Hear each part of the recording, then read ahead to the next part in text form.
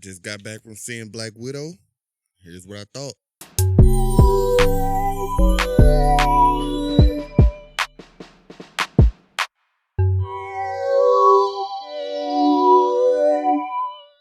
Welcome to Views of a Flick. I'm Will I Am Defoe, aka Big Willie Style, and I went and saw Black Widow today.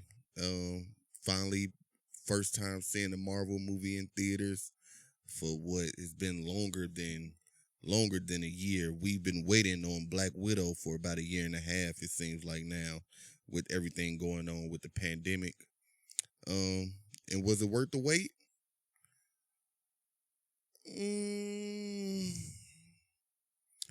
I don't know if I would say if it was worth the wait, especially after seeing Natasha die in Endgame.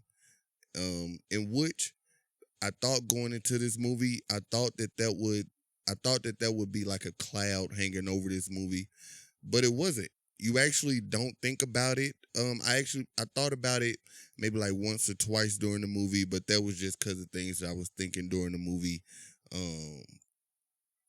It's this built up tension that Natasha has in her and on her face that it kind of made me think like that they were trying to build it up for us, knowing that she will be dying pretty soon. I can't remember how much before Endgame this is.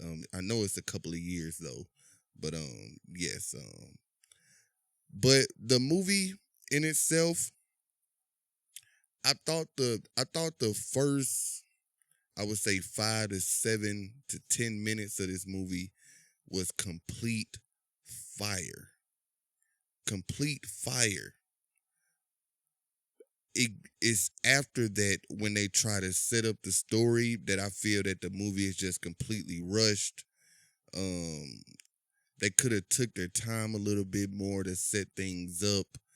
I thought that there were characters in this movie that really was not needed. To be honest, and this really isn't a spoiler, really.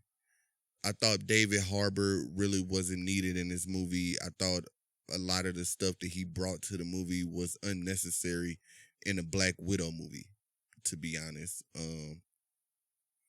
Because going into Black Widow, with it being a grounded superhero, no powers, you're going into it thinking of, especially with the spy element, you're going into it thinking that you're going to get a movie along the lines of Winter Soldier. And you kind of get that. It's just not, and shout out to the Russo brothers also, it's just not put together as well. They took their movie and their world a little bit more serious than they did in what I hoped that they would in this movie. They kind of took liberties to take great moments in the movie and cut them with the cheesy moment or with the joke right afterwards, and that's just something that I didn't like. But like I said, it was some great moments in this movie. It's moments that make you feel like, man, this could have been a great movie. Man, this movie could have really went somewhere, but where they decided to go,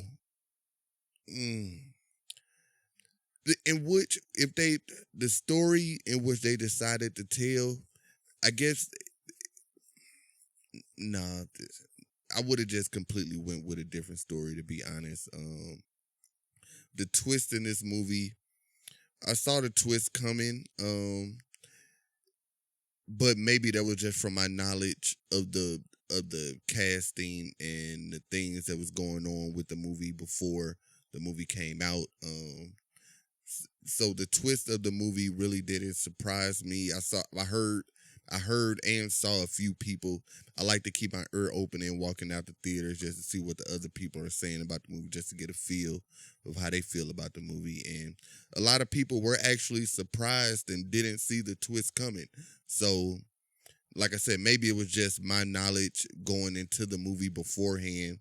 There's been a long running story in the MCU with Natasha. As if you're fans of the MCU, Budapest, They do get into that in this movie. Now, if it's everything that you wanted it to be, I would like for you to leave a comment and let me know if it was or not. Especially when we get into the spoiler review. See Sid and Ryan this weekend, so we can get that spoiler review done for y'all. Check that out. We can really dive deep into the movie, and I can really tell you the specific things that I didn't like and what I did like. Um, I thought the fight scenes they weren't anything spectacular. They weren't anything that we haven't seen in a Marvel movie. Um, with Taskmaster, to be honest, they could have used any villain, really to take his place, and you really wouldn't have known the difference. I'm very interested to see how all of the Taskmaster fans out there that are fans of him and Tony Masters, to see how y'all feel about the movie, to see how y'all feel about what they did with him, with the action and him mimicking everyone's moves. They really don't give you an example of that. They kind of do in the beginning, but it kind of like fades away towards the end of this movie. Speaking of the end, I thought the third act was very underwhelming of this movie. I thought it was very underwhelming. And it was a little all over the place. It was a little wonky, but to me, it was just, when you go into a Marvel third act, you kind of expecting a lot of spectacular fighting and explosions, something happening. You really don't get that here. You really don't really get that in this movie. And you would think with the spy action movie that you would in the third act. I thought this was Marvel's chance to make their Mission Impossible their 007, and I think they kind of missed the ball on it, but just by how sophisticated the movie is. It's not really, like I said earlier, they didn't take it as serious as they could have. And that's just my thoughts on it. That's just what I believed. But I thought there were, like I said earlier, I thought there were great moments in this movie. Like I said, the beginning of this movie is complete fire. I kind of wish they went down that road a little bit more. Man, I thought I had more about this movie that I liked, but I guess not. Um, if you're going into this movie thinking that you're going to get something that's going to impact the future of the MCU, you're not really going to get that in this movie. I hope that's not a spoiler for anybody. I hope that didn't cut your excitement or anything for it. But yeah, you just don't get that in this movie.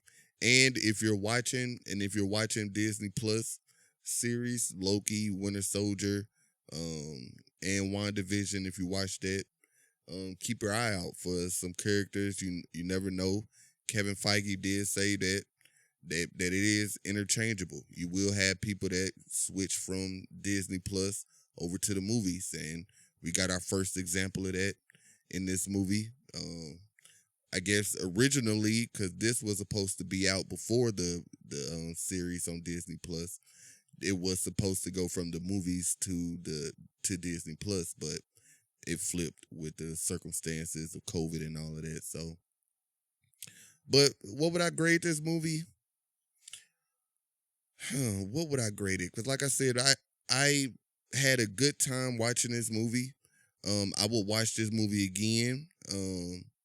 And I guess because my expectations wasn't very, very high for this movie, and I don't think a lot of people's are, I would give this movie a C plus. Yeah, C plus, B minus. Yeah, that's what I would go with. C plus, B minus. I know it's like it's a range, and I never give a solid grade for some reason, because I think movies, they can fluctuate in between how you feeling, the person that's watching it. But I think the people would I think the general audience would agree with me that this is about a B minus C plus movie. Um, Even the CGI Marvel do better. Um, for this to be a Marvel movie, the CGI was a little wonky and all over the place. It was bad in some parts, just to say that. But yeah, that's all I got for this non-spoiler review. I'm Will I Am Defoe, aka Big Willie Style. This Views of a Flick. Go check out all of our reviews for Loki, for WandaVision, for Falcon. Go check out our reviews for all the other movies. Fast 9 on there. We have plenty of reviews out there for it to hold you over until our spoiler review comes out. This is the spoiler free review. Spoiler review should be out this weekend or by Monday. And make sure you go check out the Arch Villains podcast, all on the same YouTube page, all where we just like to sit around and talk some real stuff. So if you like this review, go check out all the other ones. Like, share, subscribe, and see you next time.